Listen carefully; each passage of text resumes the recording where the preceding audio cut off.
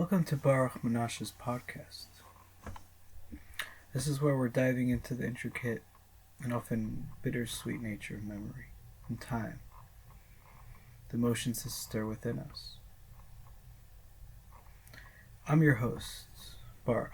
Today we're exploring a feeling that for many of us has become a familiar companion, especially in the winter months, especially in this time, this season.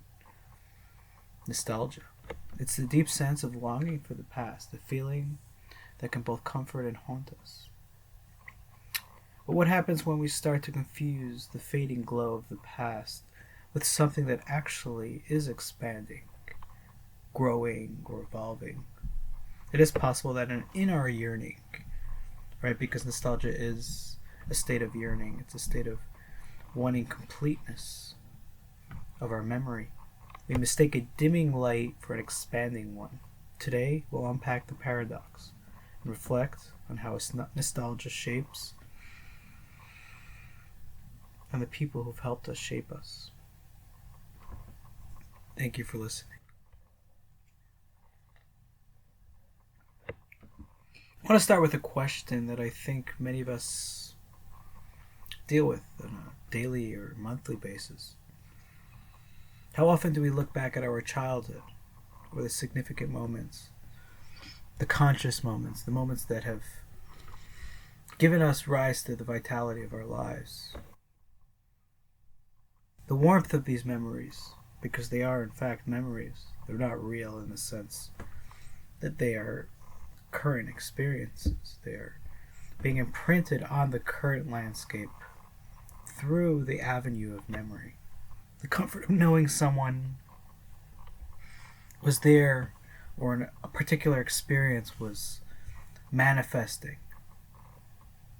A parent, a grandparent, a mentor, whether they're figures or experiences or environments. These figures were like beacons of light because in some sense we're born in the unknown and we're given this opportunity to expand through these habitats, these people, these figures. It's easy to idolize these memories, isn't it? But what if over time the glow of these memories begins to shift?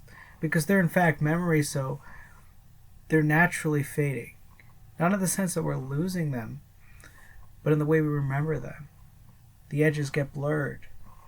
We recreate them, restructure them based on our willingness to be attached to them, not based on their true vitality, the true material that's relevant in our daily basis. The details that seem sharp and vivid, like a photograph left out in the sun, they begin to soften. At what point do we stop recognizing the fading glow? Because nostalgia is a fading glow. It's something that is only an assistance. It's a context. It's almost like an educational sphere for the current moment. It's a way to imprint the current moment with a certain vitality that is not in essence real, but is produced as real so that we can move forward and take presence of our current existence. It's something that is required, right? We can't continuously ascertain each moment for itself. We don't have the ability to do such a thing because we need to have a linear exposure realm where sometimes we're being exposed to a lot and sometimes a little. We can't just constantly be exposed to all the information. We need the routine, which in essence the routine is is a reliance on memory. The routine is based on the memory of the first moment where it wasn't routine that now has become routine and has extracted the memory in a constant manner, in a consistent manner, hopefully in a way to expand it so that both the memory fades and the routine fade so that we get to a place of non-routine and specialized moments. There's a certain comfort in the idea that the past was better, simpler, and more secure. Like a proverb has said, what is seen, what has appeared, will always be better than what is experienced. That's just the reality of our individuality, I would say.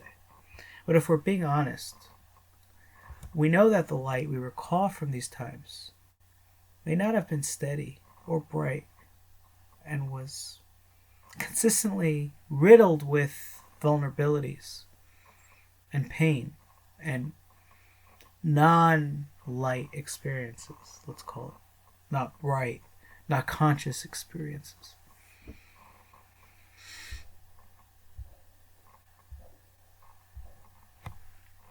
The greatest example is parental figures, because they're lights in every child's world. They're the first conscious experiences. They're the figures that lead the conscious way. Yet, it's the parental figures that end up fading from one's life so that they may build their own. With the succession, with the memory, but a fading memory.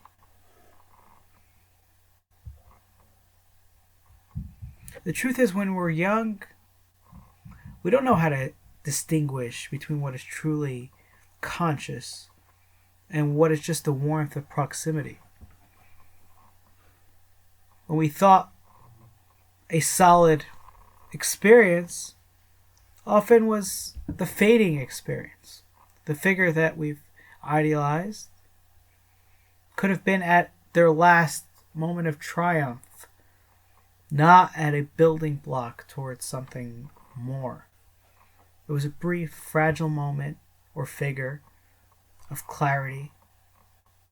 And these figures or moments have faded with time or have faded because that was the natural succession of their growth. This is where nostalgia comes in. We romanticize.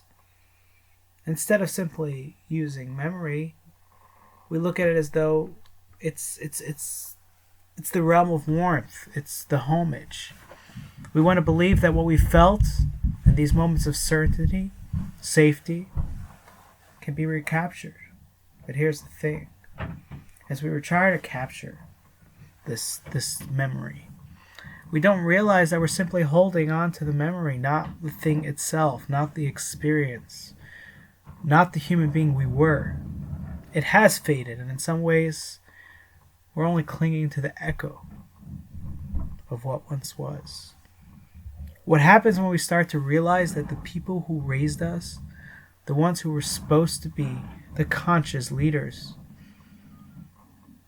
are also fading.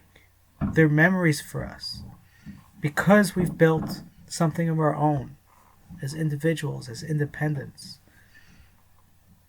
This is where things get tough. We often grow up thinking that they're infallible.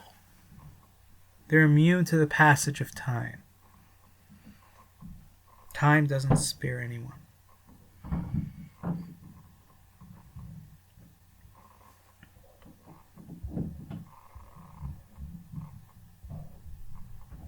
But that fading light doesn't diminish their importance.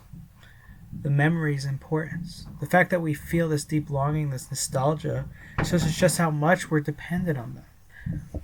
To fill the voids, because we're constantly met with voids. We don't ever get to the point where vulnerabilities have been covered. We need memory because we're individuals.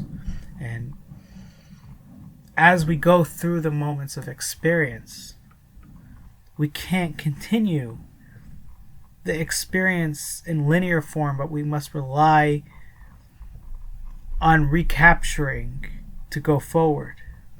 Even though it's a recapture, it's not in essence itself.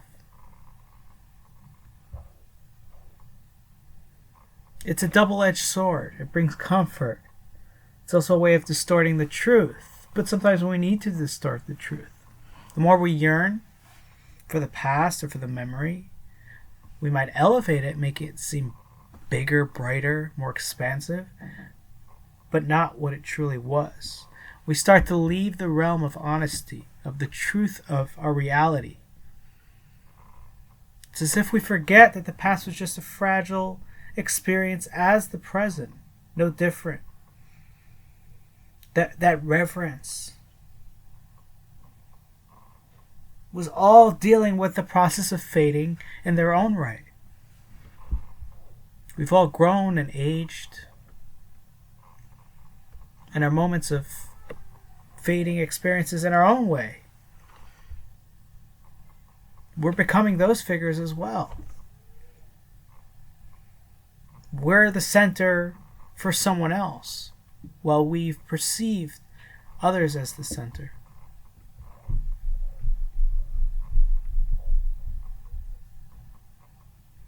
Maybe that's the difficult thing about nostalgia. It's the realization that it's not the light that we miss, but the sense of security that arrived with it. The warmth, the safety, the knowledge that someone was there, always guiding us, always leading us through the dark. We look back at the memory, at the experience. We want to believe that it was constant, it was perfect, it was continuous up till today. But in reality, it was fleeting, it was separate, it was divisive, it was differentiated.